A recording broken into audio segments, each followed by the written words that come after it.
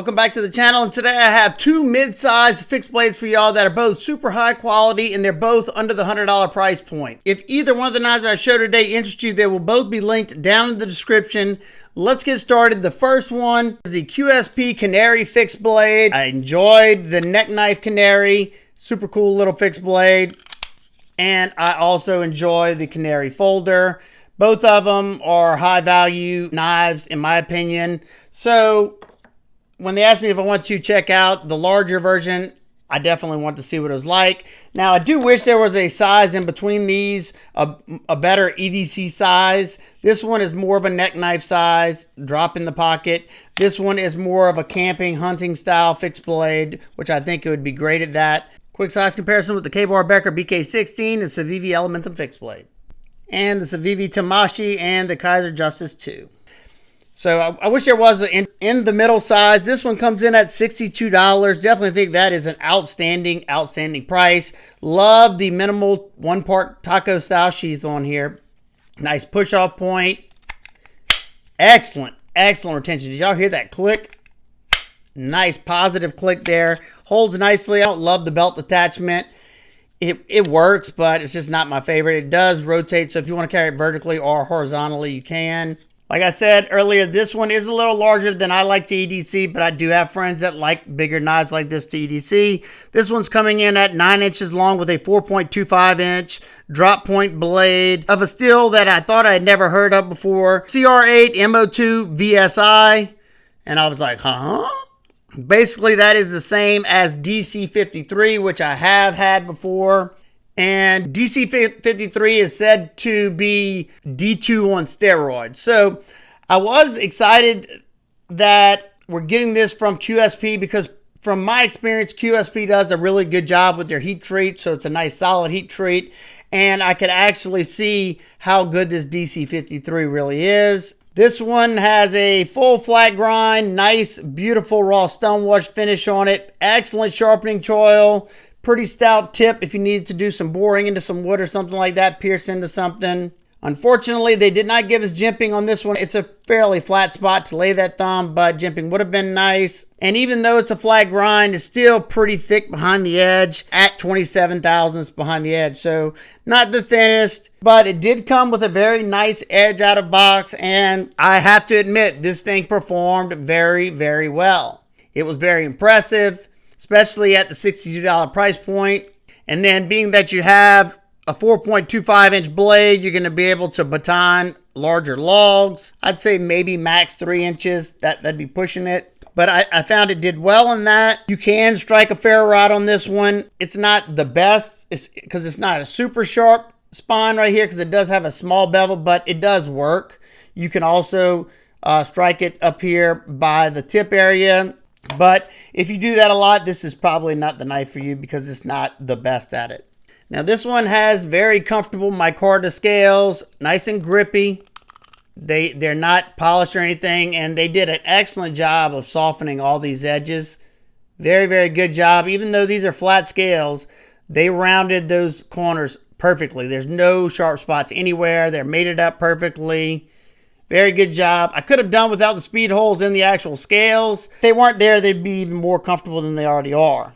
You have a fairly neutral handle. Nice little swell right here, so it filled out my hand nicely. Bolt-on construction, so if you do get them wet, you need to clean them off, you can. Now for my nitpicks, like I said, it is somewhat weighty because it is fairly thick stock. At 9.61 ounces or 6.2 ounces, I don't think for me, if this is going to be my hunting knife, that's not a big deal because when I go hunting, you know, I have my fixed blade, maybe a lightweight folder on me. So in that case, it's not a big deal. But for me, if it was like an EDC fixed blade, even though it's a little large for that for me, it's also a little too heavy for me in that department. Like I said earlier, I do wish they had jimping on top right here. I think that would have definitely been a nice thing to have. And I could have done without these speed holes for sure. Also, I think they could have thinned this grind out a little bit. 27 thousandths is fairly steep. Unless this steel is very brittle, which I don't think it is, they could have definitely came down to around 20 thousandths and it would have still been super tough. All that said, $62, I think this is an outstanding bargain. It performed very, very well. It's very, very comfortable in hand. It's got a nice minimal Kydex sheath. that holds it very nicely. And if you're looking for an outstanding hunting knife, camping knife, this is a good one to buy. $62, I definitely think that is a good one to start with, and I definitely don't think you will be disappointed. Is the Joker Campero. And with this beautiful leather sheath and the dangler system, this one comes in at $93. It holds it in there nicely and carries very well. This one comes in at 8.76 inches overall length. It has a 4.06 inch clip point blade. You can also get it in a drop point blade. I did not know that whenever I first got this. I would have definitely went with the drop point. I prefer that. Quick size comparison with the Ka-Bar Becker BK16 and the Civivi Elemental fixed blade. Fairly similar in length to the Kaiser Justice 2 and the Civivi Tamashi. And it's in one of my favorite budget steels, Sandvik 14C 28-inch steel. These are made in Spain and they're very, very high quality. This is my second Joker knife and both of them just blew me away in their quality to price comparison. This, in my opinion, would make an excellent hunting knife, fishing knife, camping knife. I would say backpack knife if you were maybe on a small backpack trip, but it's a little weighty if you're counting your ounces. I love the full flat ground blade, and it comes down to around 20 thousandths behind the edge. It came with an outstanding edge out of box and performed very, very well. Because you have the longer blade, you could do a little bit more batoning with this one rather than the EDC fixed blades because you can get, I'd say, a 2 to 3 inch log. And I found it batoned really well. This one has a good sharpening choil. You should have a little bit of life, and it's going to be very easy to open up since they already have that choil area. You can just put a diamond file in there and just continue to extend it if you needed to. This one does have a very sharp 90-degree spine and through sparks very, very well on a ferro rod. Has a nice satin finish on it, and all the testing, the sisal rope, absolute no problem. It performed really, really well. Because of that clip point, you have a pretty abrupt belly up that goes up to that tip, so you can use that belly area to cut down on a flat cutting surface, and it makes it very easy. And because of that full flat grind and it's decently ground, it passed through all of it nice. The cardboard, of course, wasn't any issue, being that it has a nice sharp edge.